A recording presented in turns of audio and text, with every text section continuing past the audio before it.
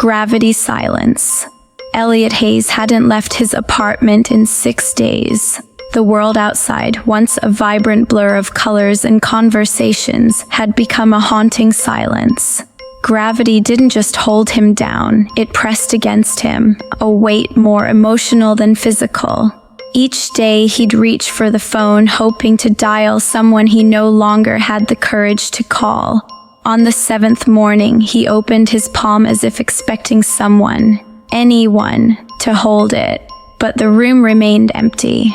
The only sound was the muted ticking of a wall clock, measuring time he no longer respected.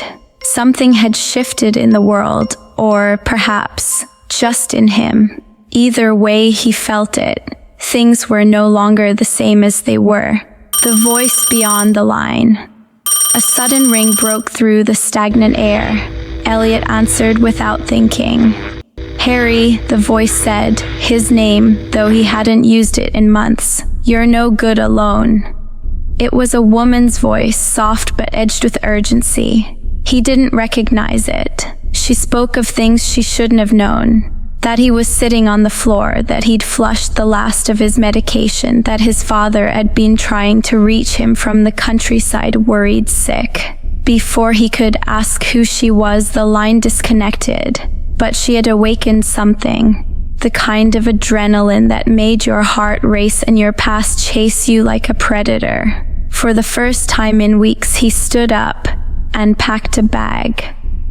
The hollow house. Elliot arrived at his father's house just after midnight. It was quiet, too quiet. The door creaked open without resistance. The place was filled with the scent of aged wood and something else. He walked through the rooms calling his father's name, but only memories replied. Photos of his childhood were shattered across the hallway. A fire had burned recently in the hearth, but no one sat beside it. Then he found a note under a brass bell. Not everything that left stayed gone. His hands trembled. The sound of footsteps echoed from upstairs. Not his. Someone or something was up there, as it wasn't. The figure upstairs was not his father. It looked like him, moved like him, but the eyes were wrong, lifeless yet aware. The man spoke in riddles, asking Harry if he remembered the way it was.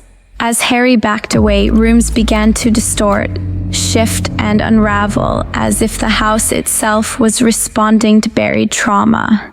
Time looped, faces reappeared, distorted versions of people he once loved. The woman on the phone was there, behind a mirror, whispering that the world he thought was real had fractured the night he chose to forget. Elliot wasn't in his father's house. He was inside his own broken memory. Lightspeed exit. The bell rang again, this time louder, breaking the illusion. Elliot ran out of the room through the collapsing corridors of grief and guilt until he reached a door blinking with static light. On the other side, his apartment. His phone rang. The woman again. "You can leave America," she said, "but you can't leave yourself." 2 children stood outside the door, versions of a future he abandoned. He shut his eyes, and when he opened them, it was morning. Birds chirping, the city alive again. He walked out. He didn't want to talk about the way that it was. He just wanted to be.